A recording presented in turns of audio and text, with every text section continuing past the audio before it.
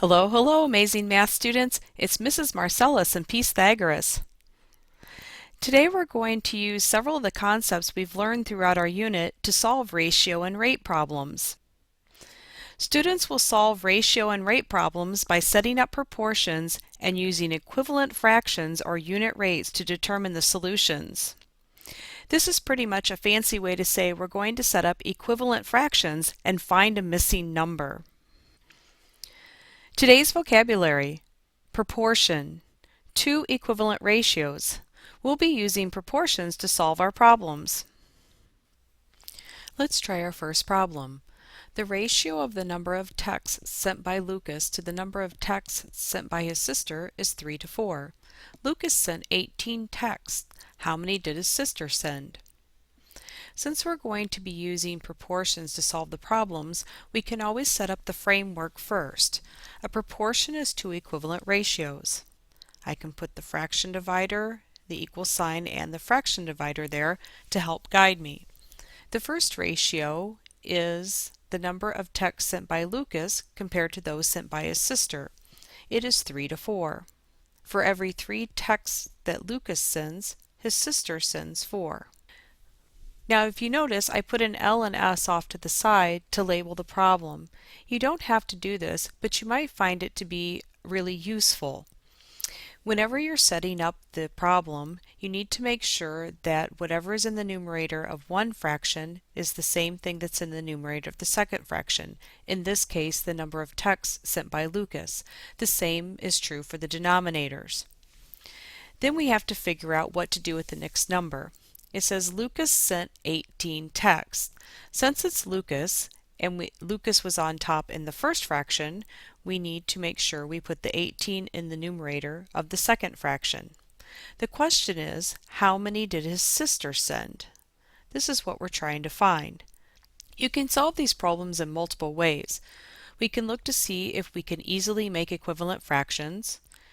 We can use ratio tables, or the idea of scaling back in order to go forward, and we can also use the unit rate. In this case, it looks like the easiest way to solve this problem is to just use our knowledge of equivalent fractions. To get from 3 to 18, I multiply by 6. To make an equivalent fraction, I have to do the same thing to both the numerator and the denominator. That means I'll need to multiply 4 by 6 as well. 4 times 6 is 24. This tells us that his sister sent 24 texts. In this problem, we're visiting Springfield Middle School, which has 150 students. 2 out of 3 students in Mrs. Krabappel's class prefer gel toothpaste. Use this to predict how many students in the middle school prefer gel toothpaste. Again, we can set up a proportion and find the missing number. When we're setting up the proportion, we know that we have 2 fractions that are equal to each other. The ratio that I know is 2 out of 3 students in Mrs. Krabappel's class prefer gel toothpaste. So the 2 on top are the students who prefer gel, and the 3 on the bottom is the total number of students in the class. The question asks us how many students prefer gel toothpaste in the middle school. So that would be the missing value. Springfield Middle School has 150 students. That would be the denominator. It looks like it'd be pretty easy to figure out how to get from 3 to 150, so let's take that route. If you're not sure how to get from 3 to 150, you can always divide 150 divided by 3 to see what you get. And we find out that that equals 50. We will multiply 3 times 50 to get 150, which means we'll also have to multiply 2 times 50.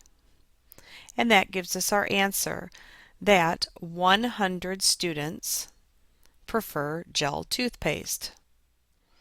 There are 810 calories in 3 scoops of Chunky Monkey ice cream. How many calories are there in 7 scoops of Chunky Monkey? Again, we can use a proportion to solve, so the first thing we'll do is set up the framework for the problem. There are 810 calories in 3 scoops of Chunky Monkey. I'll put the 810 on top, and those are the calories, and The scoops will go on the bottom, 3 scoops.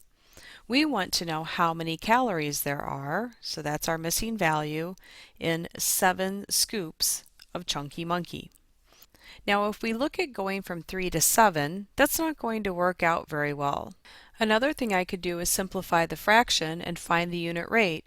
If I can figure out how many calories there are in 1 scoop of Chunky Monkey, I can multiply that number by 7 to get the total number of calories in 7 scoops. In order to get the unit rate, I'll divide 810 and 3 by 3. 3 divided by 3 is 1, and 810 divided by 3 is 270. There are 270 calories in 1 scoop of Chunky Monkey. Now I can easily get from 1 to 7. 1 times 7 is 7, and 270 times 7 gives me 1,890 calories. Oh boy, I think that's a whole day's worth of calorie plus a little extra. Just think if you put chocolate syrup and whipped cream and a cherry on that too. The Griswolds drove 105 miles on 6 gallons of gas. At this rate, how many miles can they drive on 9 gallons of gas? As in previous problems, the first thing we'll want to do is set up our proportion. The Griswolds drove 105 miles on 6 gallons of gas, so that will be our first ratio. We want to know how many miles they can drive on 9 gallons of gas. So miles will be on top and gallons of gas will be on the bottom. Let's take a look at our options here. 6 goes into 9 1 1/2 times. Therefore, I could multiply both 6 and 105 by 1.5 to find my answer. However, that's not the only way to solve. In order to get from 6 to 9, I could also scale back. I could divide both the 105 and the 6 by 2. This will give me a 3 in the denominator. Then I can multiply the new denominator times 3 to get to 9, and also multiply the new numerator by 3 to get my answer. That would work, but I also could consider finding the unit rate. To find the unit rate, I will always have a denominator of 1. And in this case, I'll have to divide both the top and the bottom by 6. If I find the unit rate, that tells me how many miles they can go on 1 gallon of gas, and then all I have to do is multiply that by 9 in order to get the total miles on 9 gallons of gas. If I divide 105 by 6, I find out that they can go 17.5 miles on 1 gallon. Next, I would multiply 1 times 9 and 17.5 times 9. This gives me the total miles they can drive on 9 gallons of gas, which is 157.5 miles. As you can see, Pythagoras, there are 3 different ways to approach solving these problems. The first is to see if you can easily make equivalent fractions. If that doesn't work out, you can use the concepts that we learned in the ratio tables lesson and see if you can simplify the first ratio to scale back, then go forward. You can also use the unit rate. This concludes our unit on rates and ratios. However, we still will be using these concepts and the idea of proportion to solve problems throughout the year. What's that you said? You feel kind of exhausted from doing all this work and you think you need a vacation? I guess that's really not a bad idea. Eratosthenes and I were talking about going to Bermuda. Maybe you can come with us too. Bye for now.